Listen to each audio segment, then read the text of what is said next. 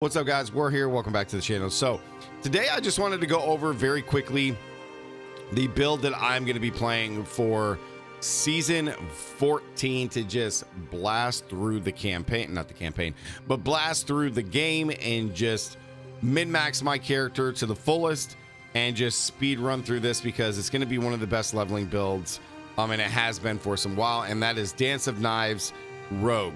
So we're going to be going over Dance of Knives Rogue and how we're going to be playing this and what we're going to be doing. So let's go over the gear first, skills, all that good stuff for you guys if all my Rogue Nation players out there are wanting to play. So let's get into it. Now, when it comes to Dance of Knives, of spin to win is obviously one of the best ways to play the game and just to maximize just not only AoE damage, but just speeding through the map, especially since in our last video, we're going to be farming inside of Helltide, and we want to be getting through the Helltide as fast as possible. We do not want to be slow, so spin to win is the best way. I highly suggest that you guys play Dance of Knives Rogue, Whirlwind Barbarian are probably going to be the top two, Teleport Sorceress, you know, Evade Spiritborn, or just like Super Giga Chad Wolf Druid, something like that. But we're playing Dance of Knives Rogue. So let's go over basic powers if you guys find this throughout your playthrough. Disobedience, obviously, for armor just gives you, I mean not armor, but gives you huge damage reduction. Then we got Aspect of the Protector. This is always good when you're leveling and stuff, just gives you a barrier so you don't die. Edge Masters, because we are playing Dance of Knives, so we're not going to actually be consuming our resource, so this is just going to give us perma damage. This is probably one of the best ones that you guys can find early on. Enshrouding, because using a healing potion gives us plus to our resistances and we can drink it at full life. This one is not so much important, but if you guys find it, you're good to go.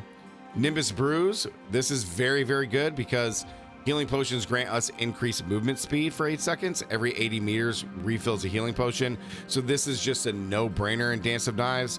So if you find this one, definitely throw this on boots. Make sure you got a good movement speed pair of boots. And this is just going to give you probably, you're going to find it at 20%, but 20% in movement speed already when you're going fast is insane. And then every 80 meters, you're going to get another healing potion. So you should just never run out. Channeling on our weapon, this is the same thing. While channeling, all skill damage is increased. This is a no-brainer because we're going to be channeling Dance of Knives. This is just permanent damage. Aspect of Malice, increased damage to vulnerable enemies. If you find this one, it's good. It's a lot rarer than normal, but if you find this one, it's very good.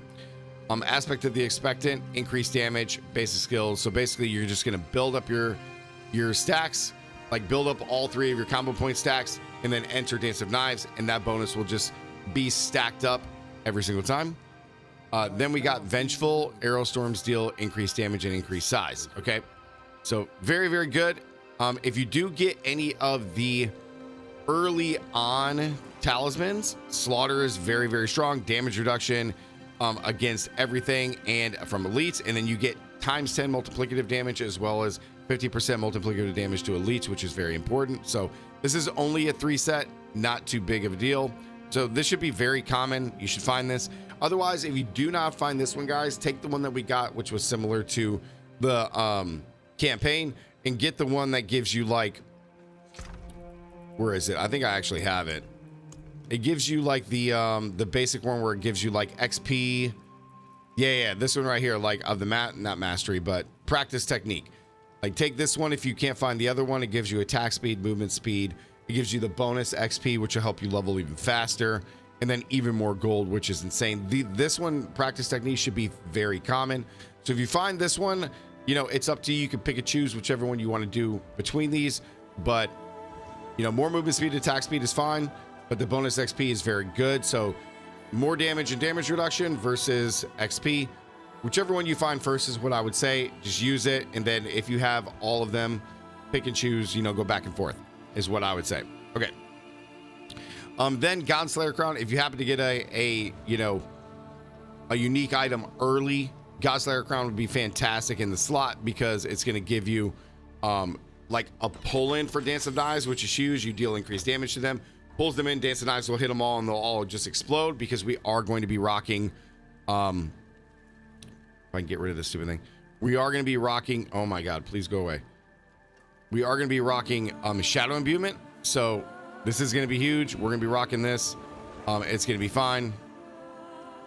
This is just not fault. Like my skill tree is not loading for some reason. My skill tree is not loading. I love D4 builds. Okay. Can we undo the leveling path? Maybe that'll show it up. All right. It's not loading in, guys. Not loading in. All right. Well, okay. Let me go into this and I'll just show you guys what we have here. Okay. Okay, go down. All right. So when you're starting off, guys, puncture is very strong build. Doing like every third puncture with ricochet is very good, just to give us the slow and just hit multiple enemies before we like go into Dance of Knives. You can use invigorating strike, melee attack, dealing damage. Also, you gain 3 energy once every 10 seconds, or every 1.0 seconds for 4 seconds. Grab this for every third cast to give resolve and ferocity. This is very good. You can also do this to give chilling, but we want to take accumulating strike to give a resolve and ferocity. Resolve gives you armor, and then ferocity gives you attack speed. Very important. So you like rack this up, generate your combo points, and then you'll go into Dance of Knives. Max Dance of Knives out.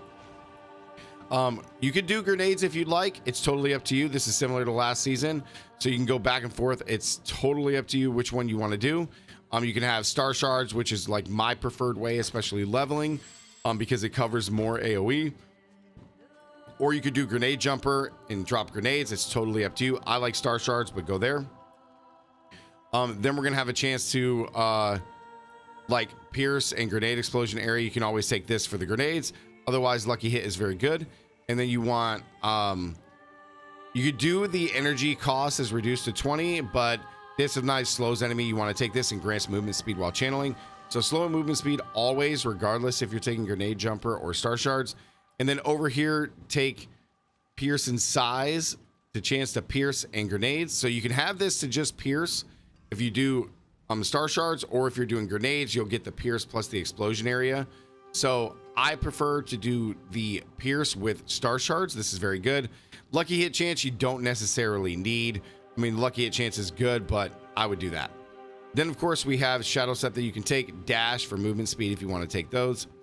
We want to max out a dark shroud on Dance of Knives. Movement speed I like to take. I don't do the crit strike early because I just want to be moving as fast as possible. So we take movement speed, then you're taking Shadow Dancer, and then of course you're taking consume chance to be reduced, which is great. So this is what you're going to do for Dark Shroud. Here it's up to you what you want to do, concealment or smoke grenade. You don't have to do both, but concealment with 1 point into calculation, so you grant the overpower stacks and then gives you increased strike, but this is just very good to make you unstoppable, which is great. Then when you come down here, guys, you want to do shadow imbuement. Shadow imbuement is just going to help us with AoE clear.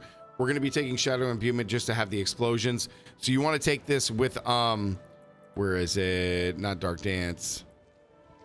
Yes, Dark Dance. Evade. No, not Dark Dance. Sorry. Nope. It is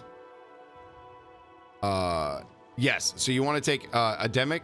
So Shadow Imbuement's cooldown is reduced, and then any enemies you inflict with Shadow Imbuement take the damage every second until the infection ceases.